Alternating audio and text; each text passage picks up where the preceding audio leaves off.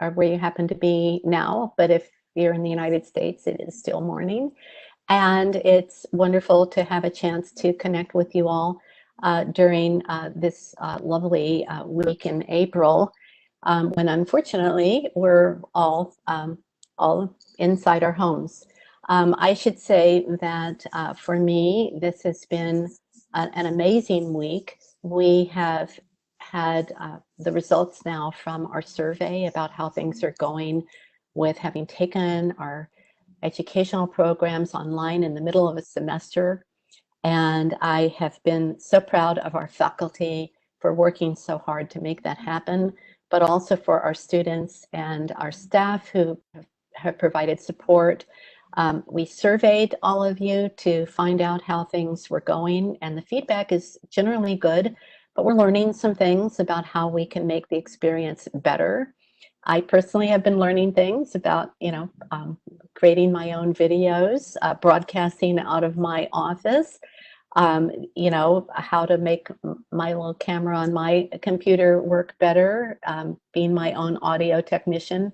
And in fact, we're all having to learn how to do that in order to continue to do what we care about, whether it is attending our classes, teaching, doing our research, the work that we're doing in public health. This is also a week where we've seen a lot of engagement, a massive amount of engagement by our faculty, our staff, our students in helping in addressing the COVID-19 pandemic. So many of our faculty and others have been speaking out to the press and others to help to explain to the public what's going on, to help to be a resource within their communities.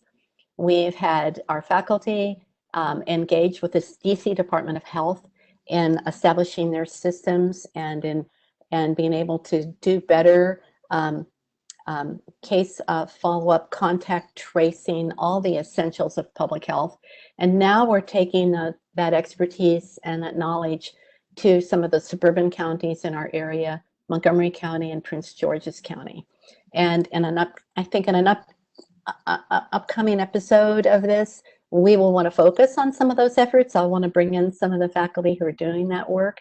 I think you'll be very interested in hearing about their experiences on the ground and really the enormous amount of catch-up work that public health is doing throughout our country to be able to address this pandemic. This is also a week where we've seen so many tragic deaths in New York and New Jersey and in other parts of our country, but particularly that region. Our hearts have really gone out to them. We have also evidence that epidemic is starting to level off, that we may see even in those areas that the death rates will be coming down and that we'll be returning to the lower levels of transmission that we're now experiencing.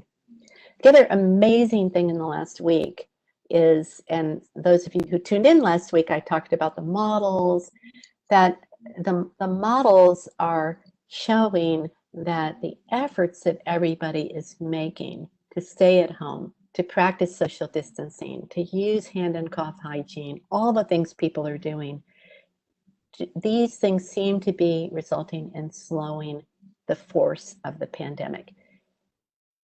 Not eliminating transmission, but bringing the rates of transmission down to a level that is starting to appear to be more manageable in many parts of our country, and provides, I think, glimmers of hope that we can get in front of this and that we will not see New York type scenarios across the country. In fact, the newer models are showing that in many parts of the country, we're not going to have a medical surge problem. We do have enough ventilators, ICU beds. Not good that we'll have people who need those, but it's a tragedy when we have people who need those and we can't provide those. And so I'm feeling very hopeful that we're on a good trajectory in terms of the pandemic. So the other thing I should mention before turning to our guest speaker today is that we have put out this morning from the school a Capital Connection newsletter that provides a detailed update of a lot of the things that are going on within the school during the pandemic, and I would recommend that to you. I find it to be good reading.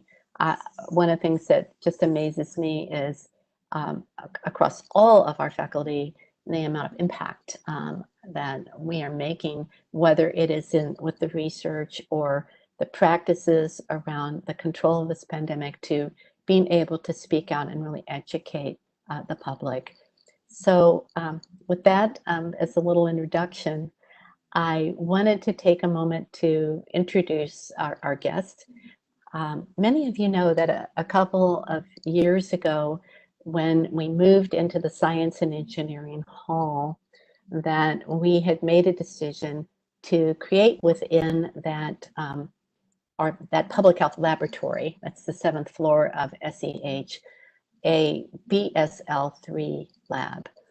BSL stands for Biosafety Laboratory, and BSL3 means that the work that's done in that lab requires protection, above and beyond what you would use in a normal clinical lab setting or in our other labs where we do research, where we do work, with HIV/AIDS and other pathogens, but where we aren't generally actually growing up those pathogens.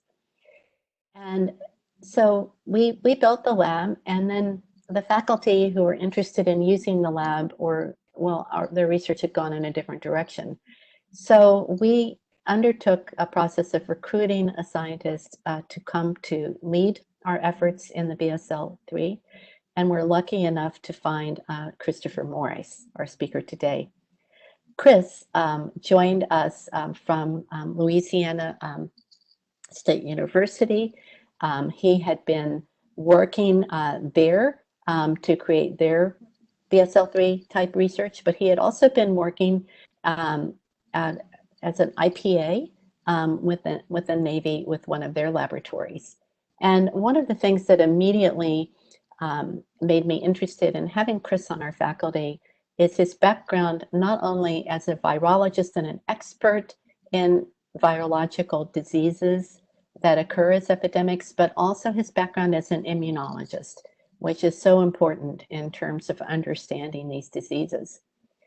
I also, though, as a public health person myself, most of you know I worked in a state health department before I became an academic. I love the fact that in Chris, there's an academic who does the bench science, who does the research, but also gets out in the real world when there are epidemics and gets into the fray to hunt these things down, to help to understand them, to help to control them.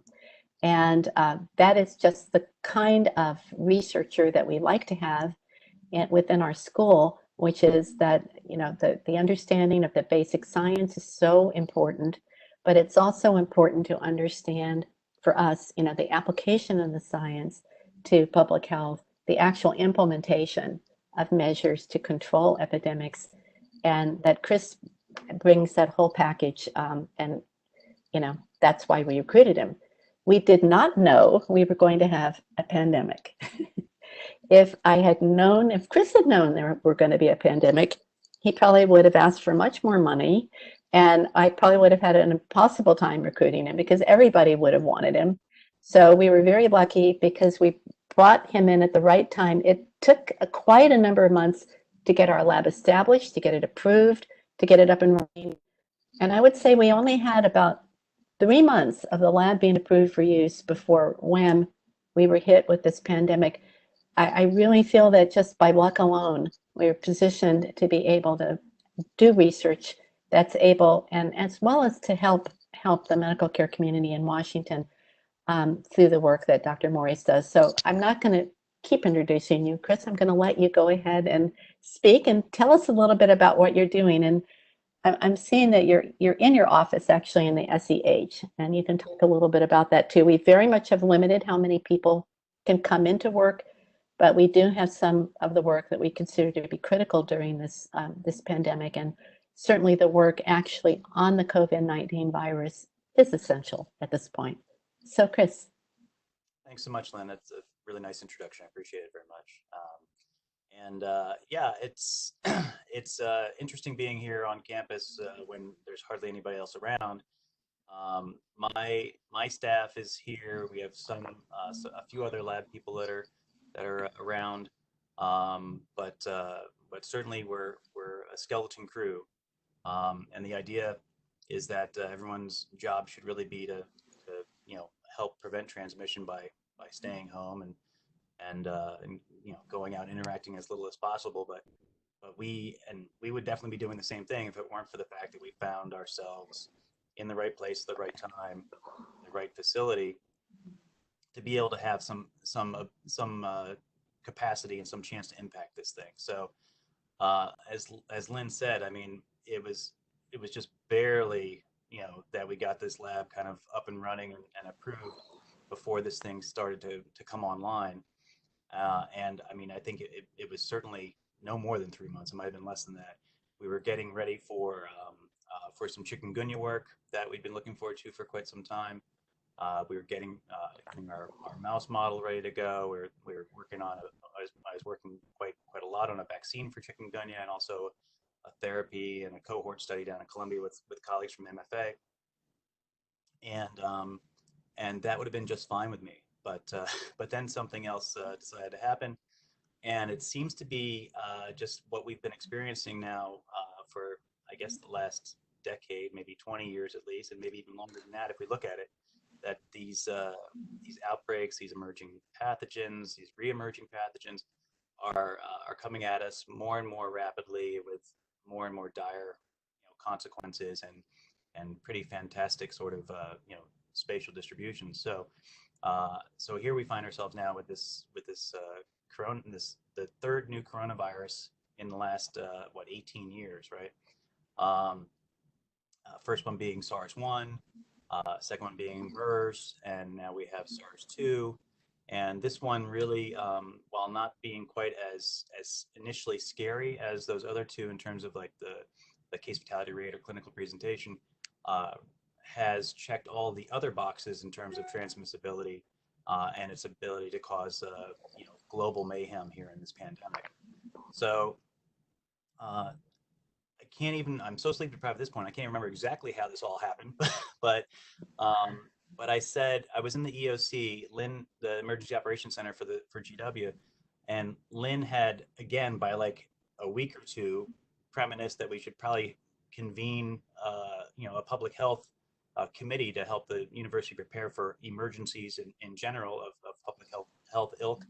And I think we were in our first meeting and we started talking about, hey, what's going on in China? Is this going to come here? And then time stopped and I was sucked into this vortex with the rest of the world, right? So we were in that meeting, day after day for the first week or two, just trying to say like, is this really coming here? Is this going to be a problem here? What's up with all the problems that we're seeing in terms of our response and testing? And um, and I think that's when like I was just kind of fed up. I was doing a lot of media work for the school and just trying to put ideas out there that we can handle this. We know what the rule book is for pathogens, even pandemic pathogens. We can manage this, but we weren't seeing really a good robust response from a lot of the global community and certainly here domestically. And so I was in the EOC and I remember I said, you know what, I'll bet you I can get this test up and running here in the next couple of days. And so while I was sitting there, I just ordered up all the reagents we needed and got the test. And within a couple of days, we were functionally able to test. And I was like, well, that wasn't that hard. So what else can we do? and and so we just it's like one step at a time. Like okay, we can do that. What can we do a little more? What's our capacity? What's our ability to impact this thing? Is it just through policy and media? Or do we have a role in doing detection or advancing tests or helping out with what's going on in the hospital or what's not going on there yet, but might have been back then? And so it kind of just built on itself, like brick by brick there, where we found that we had the opportunity because of this laboratory and because of the support of GW for us and what we were trying to do there to to just keep offering. Okay, well, why don't we do this then too? And so we were able to very quickly get approval to work on the virus itself. We were able to set up relationships with the hospital, and a couple of the first COVID positive patients that had passed through were able to get samples on, and we were able to then isolate the virus and grow up stocks that now we're amplifying to make available for collaborators really around the world. But the idea here is that we can help them develop the serologic assays. We can help them develop um, diagnostic assays and also even vaccine candidates.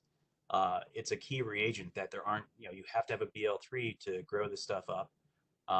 It's a very dangerous virus. There's no fooling about that, especially because it grows to such fantastically high titers that really you want to be handling this thing with the greatest caution.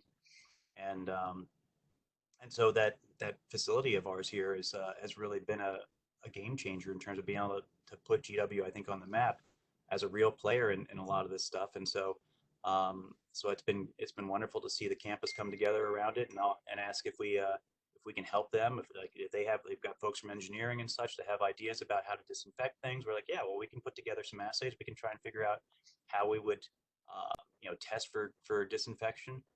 We've had the Army approach us for an inactivated vaccine candidate, and so we're like, well, yeah, we could do that. We need, we're going to need partnerships on all these things, but it's exciting, of course, to be a part of solving this thing, and I'm hoping that everyone that's come up to me and asked, like, hey, well, what can we do together? I hope they always walk away with the feeling that I said yes, of course we can figure out a way to make something succeed. This is not an exclusive club. This is not something that's should be full of pride. This is a response to a global emergency, and it's going to take all of us bringing all of our best ideas forward and working together to try and figure out how we're going to solve it. You're dealing with a brand new virus here. We still don't know a hell of a lot about it.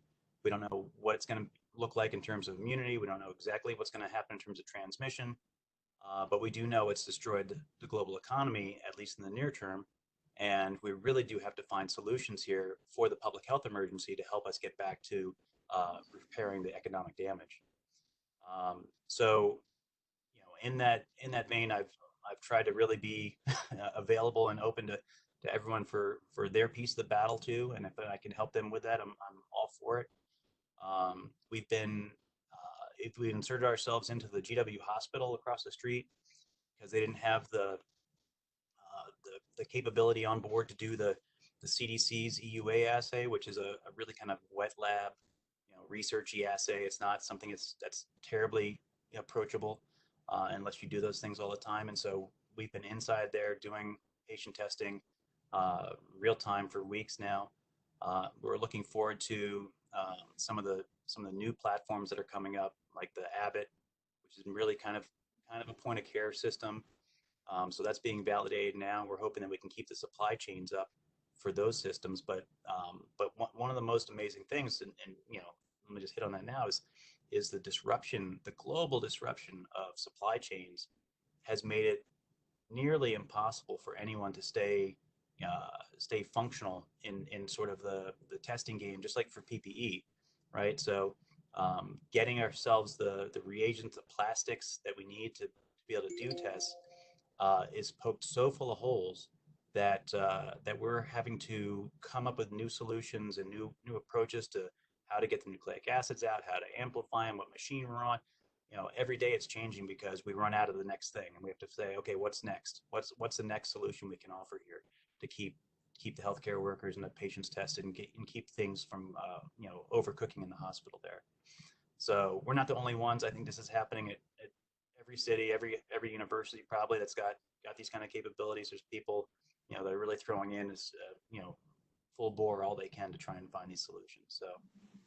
Um, so that's a lot of me talking, and I guess I think this is supposed to be a Q&A, Lynn, so I'm going to stop. Well, we can start with a little bit of discussion. You mentioned the supply chains, and another thing that happened is this week is the recommendation from the CDC that people wear masks, while at the same time we don't have enough PPE for healthcare workers. And so we're reserving the N95 masks and the surgical masks for them, and people are wearing cotton masks. So I figured, as the Dean of Public Health, and I see how you innovate, Chris, so I said, well, I should see what it's like to try to make your own mask. So I did. I made a mask. I just wanted to model it for you. Nice. This I made with a vacuum cleaner bag, one of these things. And I found online a scientist at Indiana University who does origami art, who created a pattern. You can, if you have the right kind of paper, this is from a HEPA filter bag, and EnviroCare paper, you cut it out and you make the folds in the right place, staple it, staple a little twist tie in, put some bands on it, and voila, you have a mask that's probably almost as good as an N95, to be honest. It's not quite as good. And there are many, many others of these that, where you can make them out of cloth, but I think that we're all improvising. We shouldn't be. It was interesting, you hearkened back to when we first established our public health committee.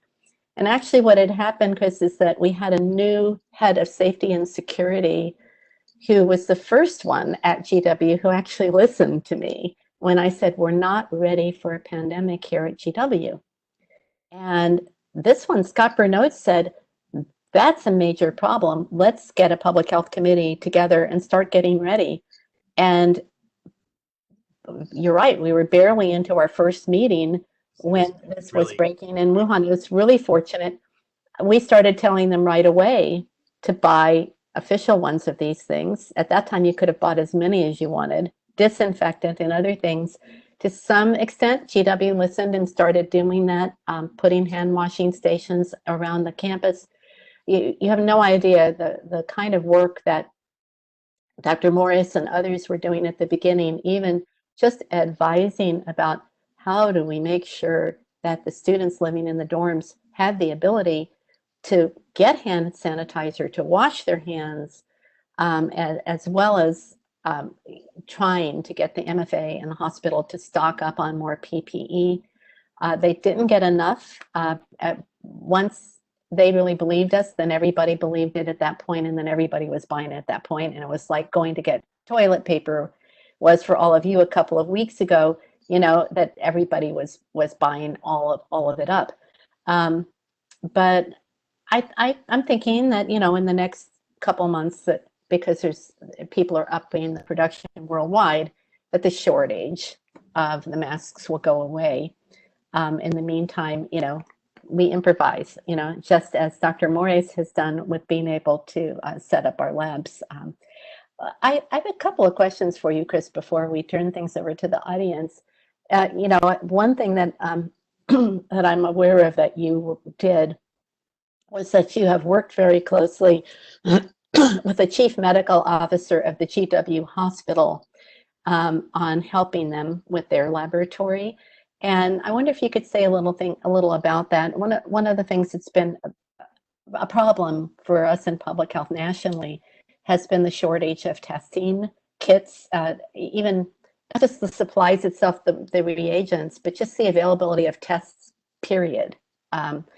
And that's been particularly frustrating for doctors who have tried to get testing for patients and been unable to get it, or have sent tests out and found that it takes days to weeks to have results returned, which is very hard for many of us to understand. But can you say a little bit about that collaboration, which I think has been a very positive outcome of this whole thing, that we've created a very positive working relationship with the hospital?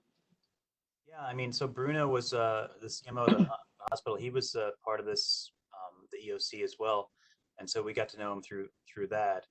And as this became more and more apparently, real issue for the hospital, we just kind of continue to work, hand in glove there to figure out what is the things that we can do besides, when we go beyond sort of advising, what is the next thing we can offer.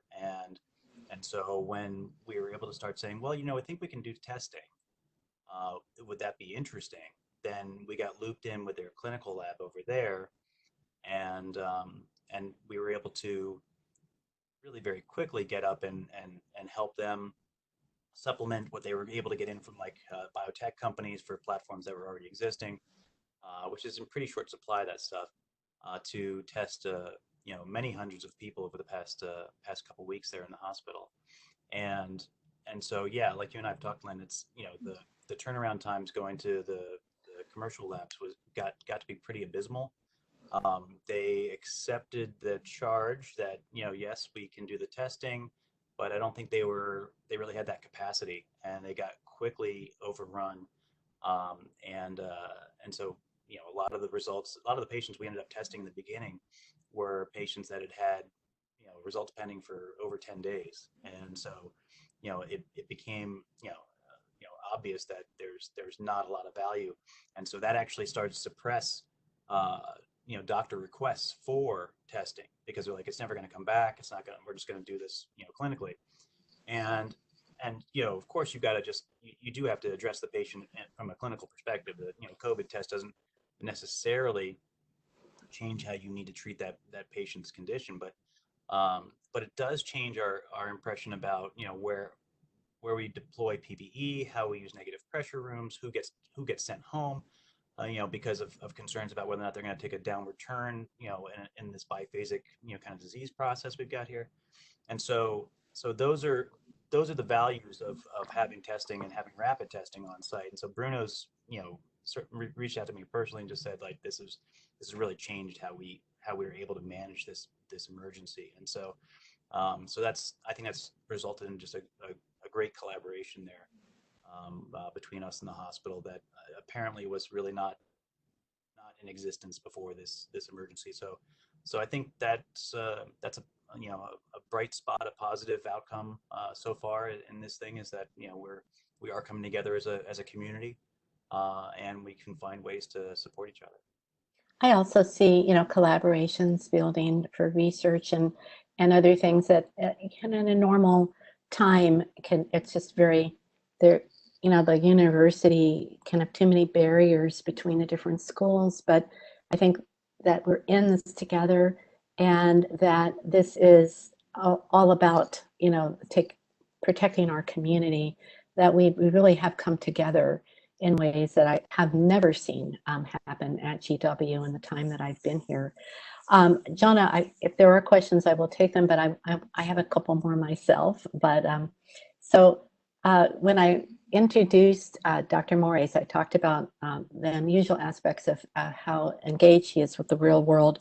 But one thing I did not talk about is the fact that that Chris is also often engaged with the policy world. And I don't have to name names. I won't unless you want to, Chris. But I do know that there are members of Congress who, on a regular basis, reach out to you for advice, and have been themselves kind of struggling to find approaches, and legislative approaches having to do with appropriations, policy approaches.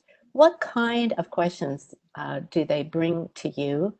And and also, as a scientist, how did you even, establish yourself as having that kind of a role?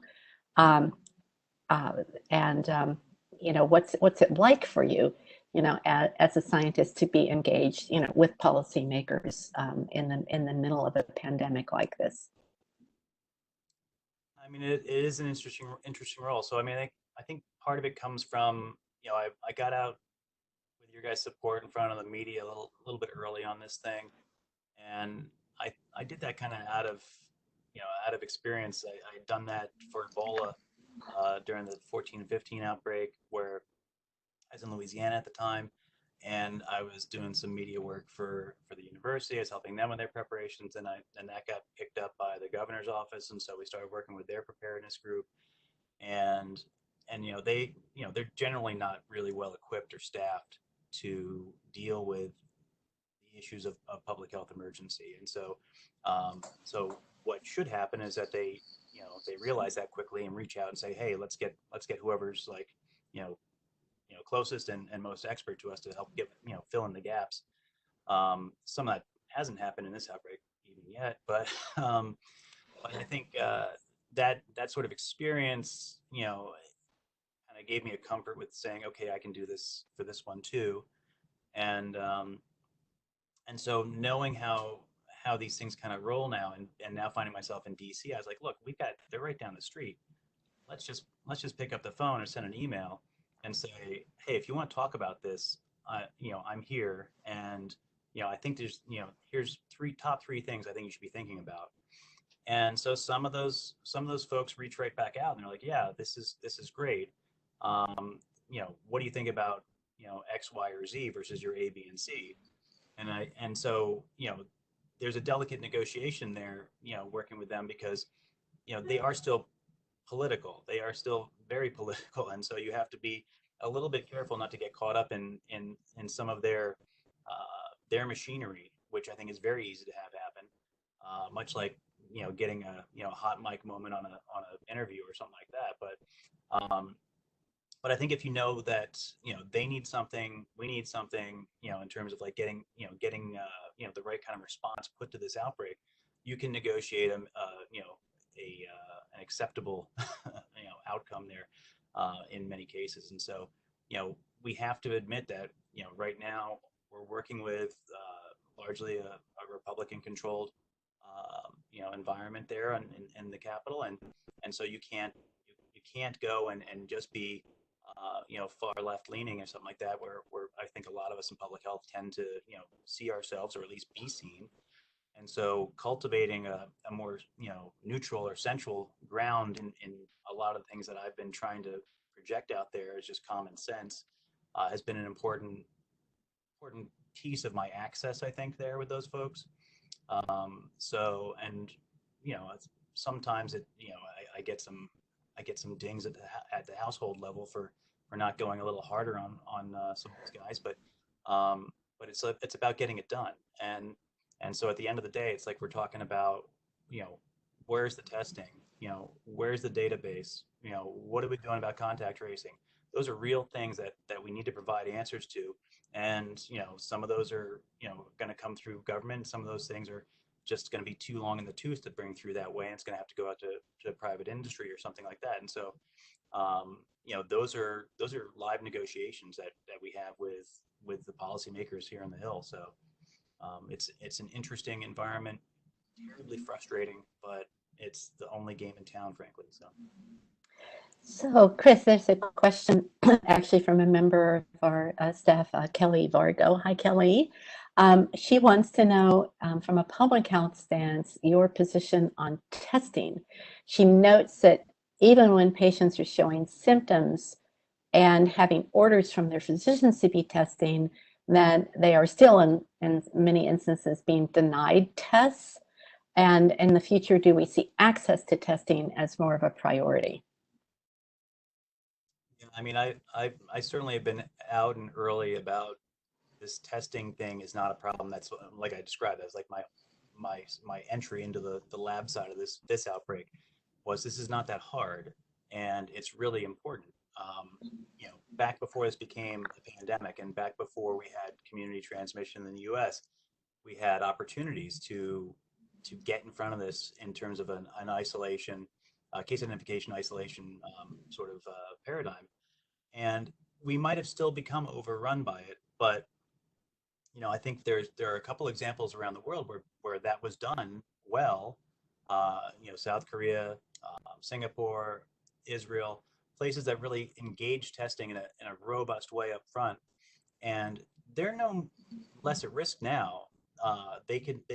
Absolutely, if they loosened up, if they stop testing, they stop tracking it, they could see major outbreaks. So it's not this is a solution, but it keeps it from getting out of control. Um, we've just not done that in the U.S. It came so late that I'm not saying I still think we should get testing out there, like as as much as we possibly can deploy, and it's going to have to be both direct viral testing like we're doing right now, but very soon we're also going to need some sort of serologic marker for exposure, so we can know who's been exposed, who hopefully is immune then, because that's going to be a big part of recovery. I think there's just been such a complete failure on the testing front here from a national perspective, and that's kind of cascaded down to the state level responses as well. The this is usually something that comes from CDC. The assay gets deployed to states. The states do the testing.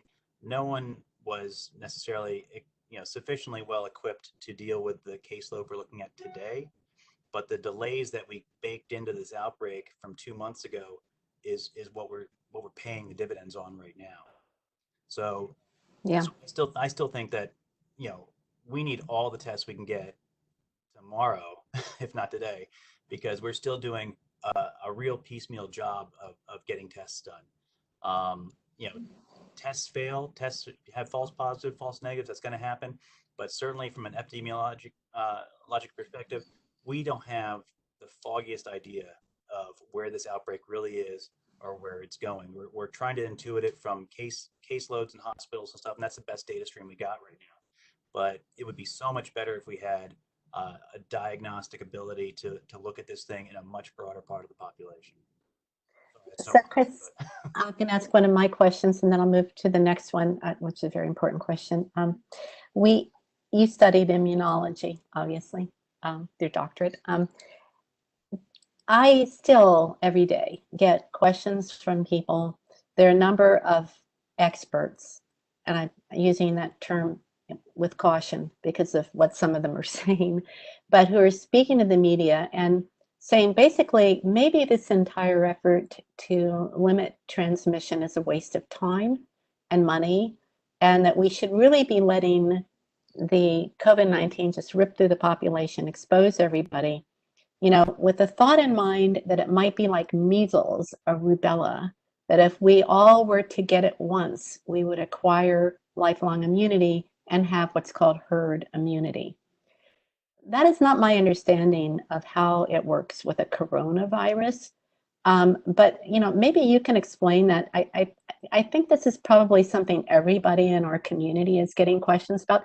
I not only get questions about it from the press, but also people like my cousin, my neighbors, my friends, who read some of these things that, maybe what we're doing is unwise, and if we could vaccinate ourselves.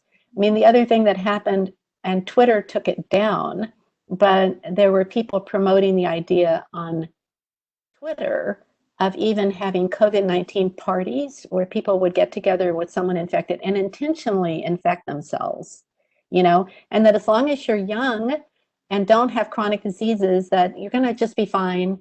And so, how should we respond to those ideas?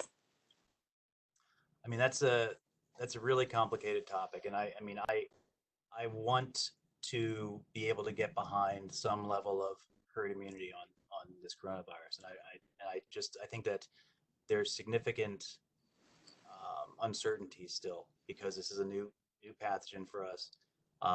We're just starting to be able to see what the immune response looks like, what sort of serologic markers there are for recovery, and just starting to be able to look at whether or not that's there's a correlation to protection or reduced disease state. The duration of any sort of protection is completely still in doubt. I mean, there's an expectation based on other coronaviruses that we should be looking at at least maybe 12 months, maybe 2 years of protection, right? But it doesn't seem, when you look at the other endemic coronaviruses, that it's a really durable sort of lifelong protection. That doesn't mean that this won't do that. We just don't know. I mean, this is a brand new virus. It's doing a pretty darn good job getting through us. But if it does follow some of the other patterns of highly related viruses in that same family, it could be that this is something that really we don't develop a herd immunity for. And so the danger in going for that, without eyes wide open, is that we end up creating additional, morbidity, mortality in the population because we think we're doing the right thing, and we might still arrive at a place where we're not as protected as we thought we were. The whole notion behind a vaccine, of course, is that we induce immunity, right? So we get to the herd immunity without having to have the exposure. I'm hoping that we can still achieve that. And if we at least have that, then we don't have to at least incur the you know, the mortality and morbidity excess rates from natural exposure. But we've got to get that those projects really out the gates and into people as quickly as possible. So so that Yeah.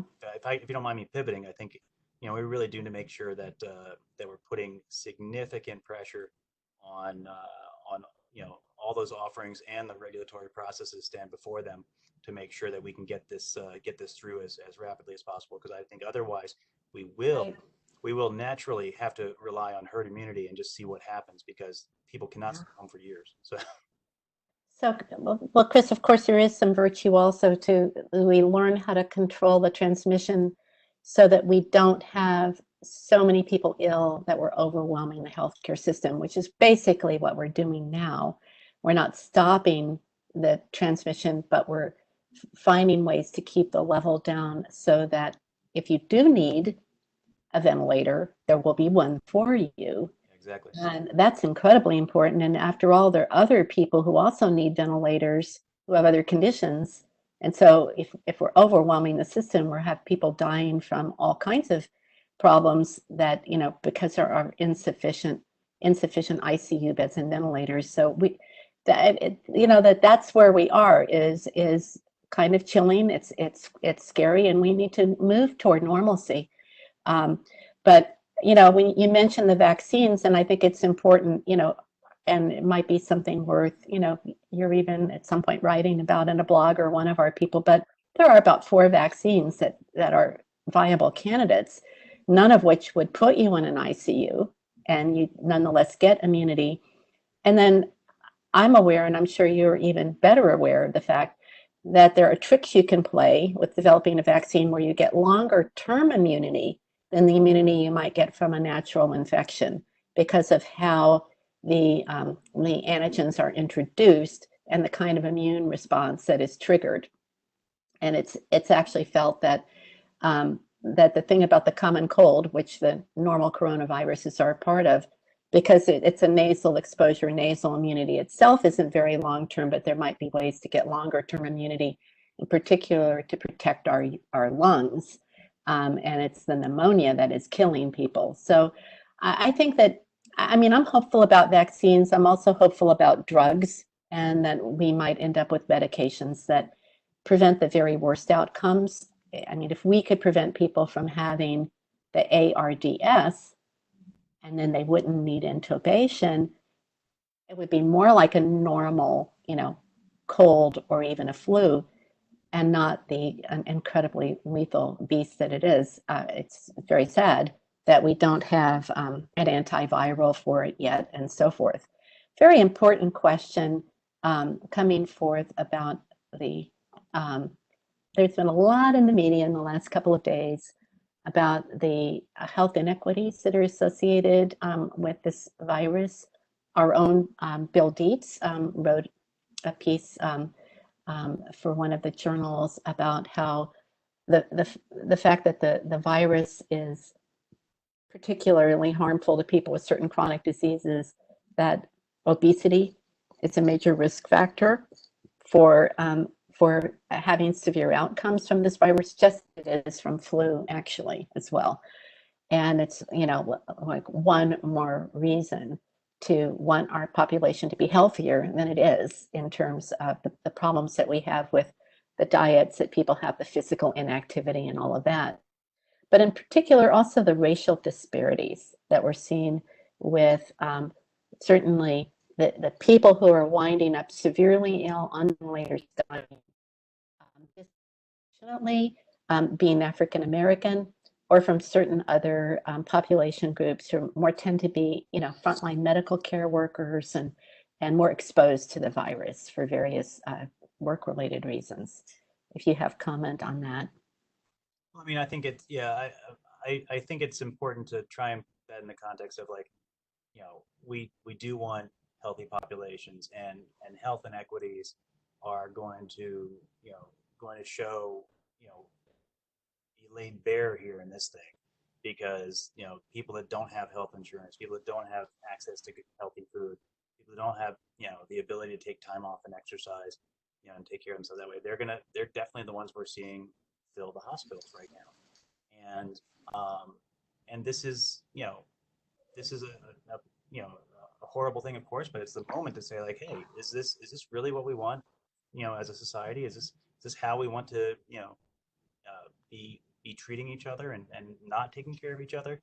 And what are the, I mean, you can try and flip it into like a more selfish proposition and say, like, well, what's this mean for me and my families if if we're not taking care of theirs, because you're creating, more disease by having unhealthy subpopulations. So, I mean, you know, I think we need to try and go for the high ground and say this is not acceptable. These are structural issues with the provision of health in this society, at least in our case, and we should be trying to remediate that, you know, as this thing rolls, just like we're trying to build everything else in flight for this outbreak. Let's see if we can do something better today for the rest of America that doesn't have access to all of the healthcare and testing needs that they think they deserve. Let's make sure we're taking care of everyone. So I would add to that, Chris, I think there's been some lack of clarity in terms of communications. When you see that until fairly recently, some of our governors were still saying that religious gatherings are essential, that people need to gather face to face for worship, and that that's essential. And during a time when that is actually putting those people at risk for transmission, and a lot of people who actually are older in the population and who have chronic diseases, that can be one of their main points of connection socially.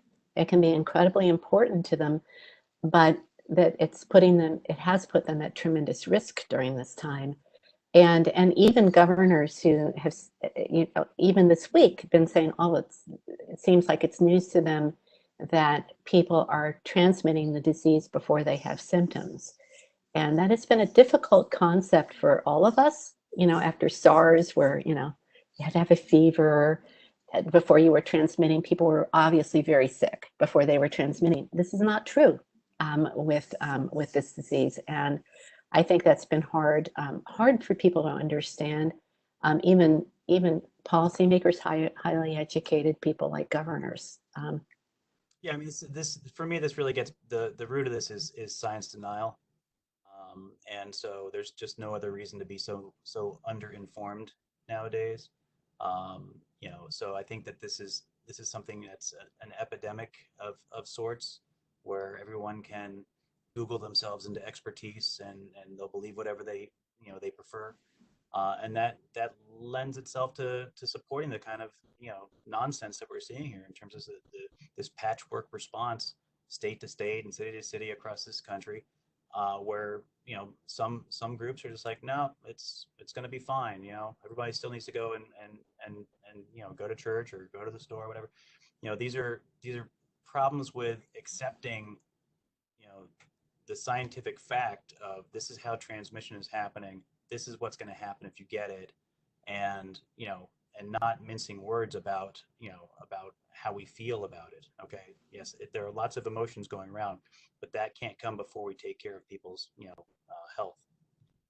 Yeah, that reminds me of a actually kind of terrible email I received from somebody after participating in a community forum. He said, "What's the big deal? The people who are dying were about to die anyway. They're over 65. They were going to die in just a few weeks anyway."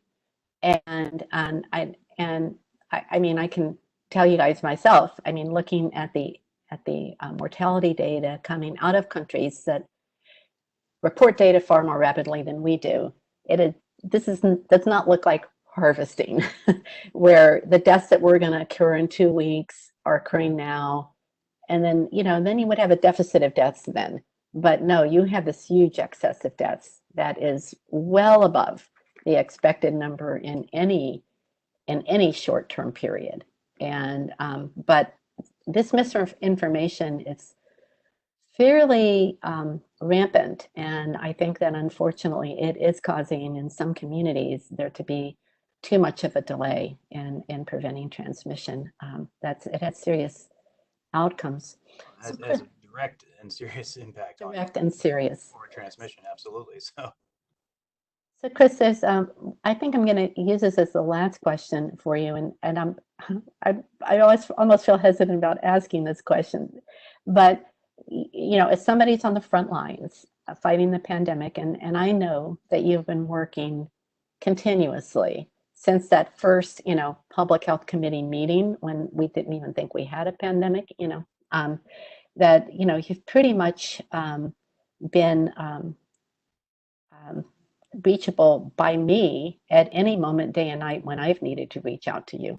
So, you know, I would say that you've been doing an insane amount of work. But the question is, how do you take care of yourself through this? How do you manage your own wellness?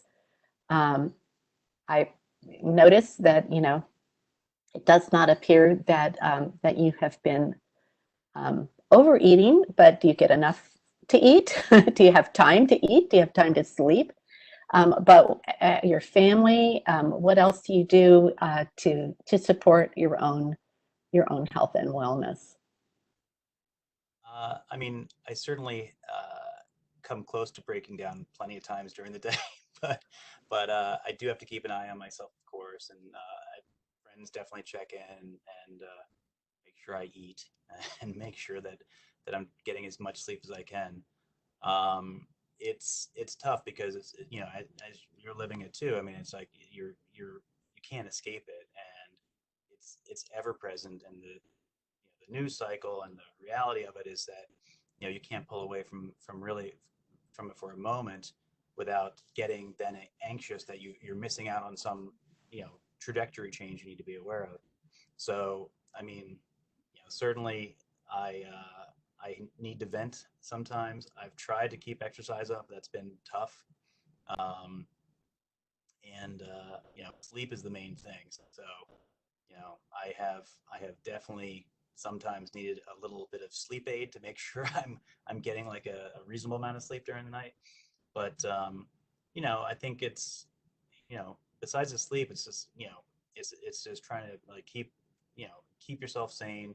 Make sure you're check on yourself that you're not like you know I'm not doing anything that's you know coming from a you know a position where I feel like I have to achieve this thing.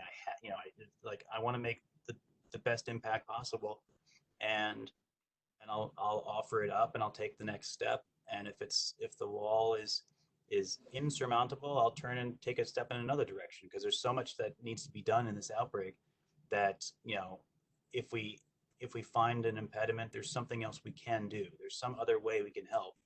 And so I've taken a lot of strength in my flexibility. So as you know, you know I've banged my head against a lot of walls in this thing already, um, and and some of them I go back to a couple of days later. I'm like, well, okay, let's try again. Let's try. Here's a new way I'm going to try and motivate you to move in my direction because I think it's the right solution. But you know, sometimes it's just too much, and so we go on and do other things. And you know, I mean, we've been working in the hospital nonstop doing testing. We got to be pretty successful in there, but it's also you know that's not once that's working. I need to then say, okay, what else can we do? What have we not been pushing on? And so that does tend to you know use me up, but I also get strength from you know the thought that this is this has got to be time limited. We have to bring this to an end as quickly as possible. And you know if I'm not going to do this now, then you know when and why wouldn't this be the time to Mhm. expend a little extra of myself on it? So So Chris, is that what's on the whiteboard behind you? See, I've been looking at that throughout this. What is that? oh how do you keep track of it all? Um, well, I've got another whiteboard with more stuff on this side and outside, but I mean, yeah, it is kind of like an amazing amount of stuff, and my wife does tell me that I have some kind of superhuman power to multitask and keep all the plates spinning. And I don't know how I do that really, because I don't really write too much down. But you know, and behind me I've got a description of some cells we're going to harvest that are virus infected, that we're going to use then for antibody screenings to try and find monoclonals that we can use for diagnostics as well as therapeutics. I'm doing that with a couple different companies and collaborators here in GW. And then behind it on the paper is a design for a national database reporting system that we're putting together with some folks at the U.S. Congress and also a couple other companies in the CDC. We're doing whatever I can, and as much as I can, I'm trying to loop in people to help take some of that off me. And like, hey, you can be this expert. You can do these things. Please, you know, I'll bring it, but I'm going to try and farm it out to you. And so, and it's not, you know, again, it's not like none of this is to, for me right now, it's not to do research. It's not to publish papers. It's not to do things out of pride. It's to do things out of a sense of urgency and service. And there'll be time for those other things later. But right now, for me, it's just like, how do we minimize this damage? How do we have the greatest impact, reducing the mayhem, the death, and economic destruction of this outbreak? So that's kind of what I wake up every day and say, let's go to work. Thank you so much for that, Kristen. I know that I'm seeing some comments that are coming through. I know that your work is very much appreciated by the members of our community as well as people across GW, and I'm sure all your collaborators, whether the agencies, the companies, we all thank you so much for doing what you do. And yeah, urge you to take care of yourself. But do hear the appreciation that you're receiving from this community. We're very lucky to have you. Thank you so much, Chris. Thank you so much. Thanks. It feels great to be supported. You know, it really does. This is tough stuff, but it's good to be a part of a.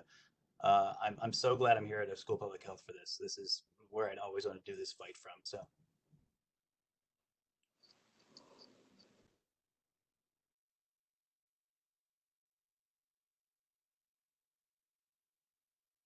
With that, I think we're signing off. Thank you all for having joined us today, and have a wonderful Friday, a great weekend. Those of you who celebrate Passover, celebrate Easter, whatever you celebrate, please have a wonderful weekend. Bye bye. Bye. Thanks, everyone.